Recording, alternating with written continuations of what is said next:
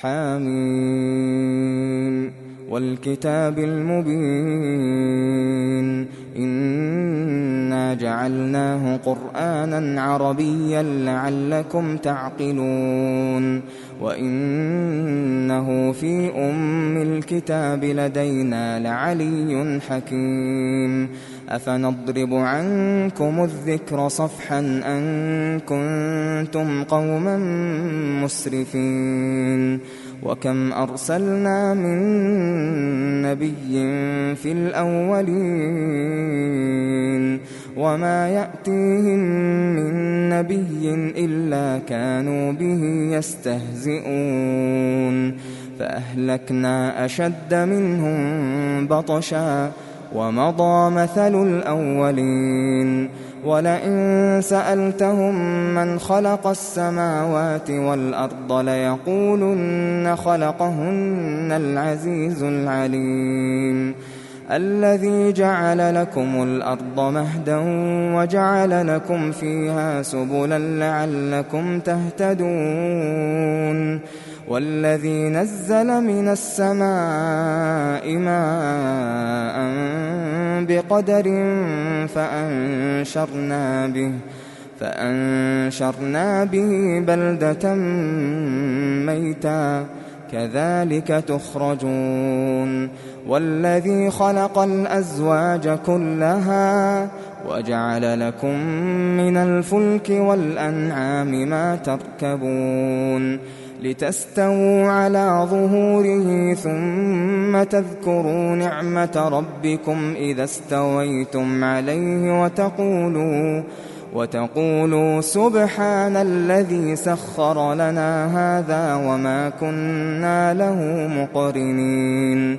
وإنا إلى ربنا لمنقلبون وجعلوا له من عباده جزءا إن الإنسان لكفور مبين أم اتخذ مما يخلق بنات وأصفاكم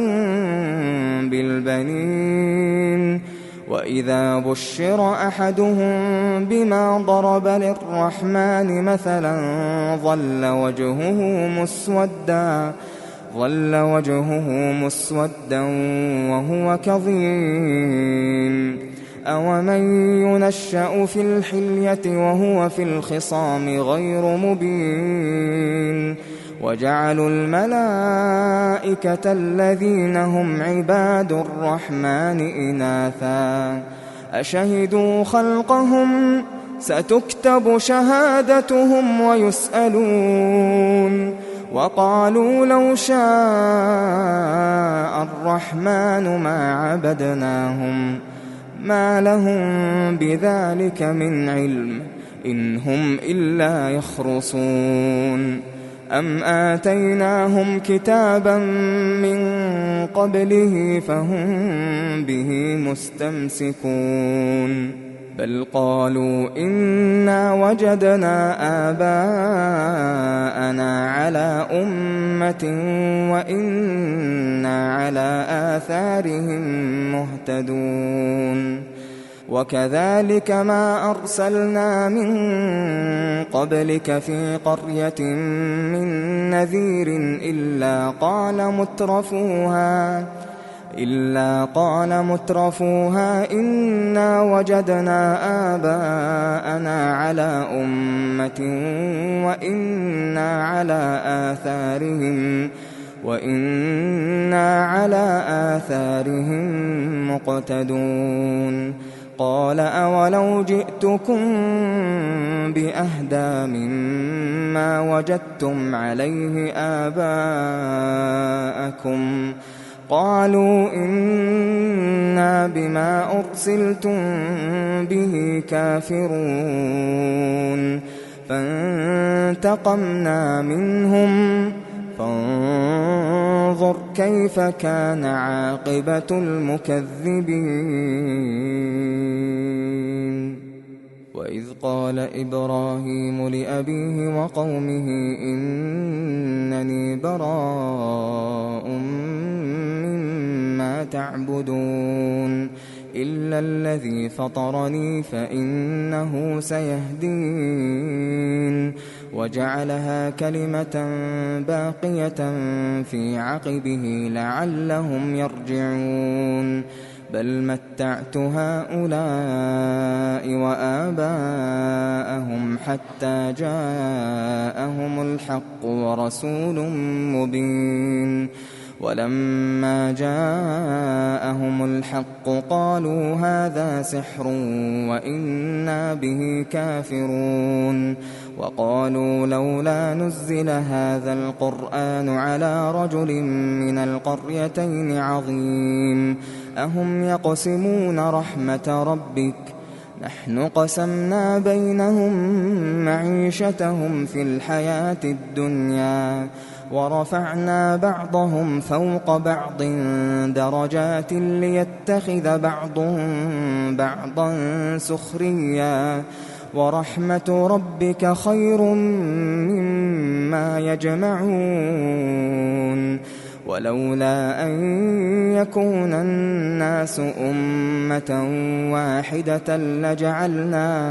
لجعلنا لمن يكفر بالرحمن لبيوتهم سقفا من فضة ومعارج عليها يظهرون ولبيوتهم أبوابا وسررا عليها يتكئون وزخرفا وإن كل ذلك لما متاع الحياة الدنيا والآخرة عند ربك للمتقين ومن يعش عن ذكر الرحمن نقيض له شيطانا فهو له قرين وإنهم ليصدونهم عن السبيل ويحسبون أنهم مهتدون حتى إذا جاءنا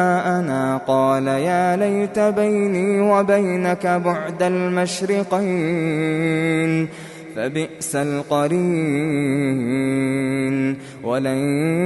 ينفعكم اليوم إذ ظلمتم أنكم في العذاب مشتركون أفأنت تسمع الصم أو تهدي العمي ومن كان في ضلال مبين فإما نذهبن بك فإنا منهم منتقمون أو نرينك الذي وعدناهم فإنا عليهم مقتدرون فاستمسك بالذي أوحي إليك إنك على صراط مستقيم وإنه لذكر لك ولقومك وسوف تسألون واسأل من أرسلنا من قبلك من رسلنا أجعلنا من دون الرحمن آلهة يعبدون ولقد أرسلنا موسى بآياتنا إلى فرعون وملئه فقال إني رسول رب العالمين فلما جاءهم بآياتنا إذا هم منها يضحكون وما نريهم من آية إلا هي أكبر من أختها وأخذناهم بالعذاب لعلهم يرجعون وقالوا يا أيها الساحر ادع لنا ربك بما عهد عندك إننا لمهتدون فلما كشفنا عنهم العذاب إذا هم ينكثون ونادى فرعون في قومه قال يا قوم أليس لي ملك مصر وهذه الأنهار تجري من تحتي أفلا تبصرون أم أنا خير من هذا الذي هو مهين أم أنا خير من هذا الذي هو مهين ولا يكاد يبين فلولا ألقي عليه أسورة من ذهب أو جاء معه الملائكة مقترنين فاستخف قومه فأطاعوه إنهم كانوا قوما فاسقين فلما آسفونا انتقمنا منهم فأغرقناهم أجمعين فجعلناهم سلفا ومثلا للآخرين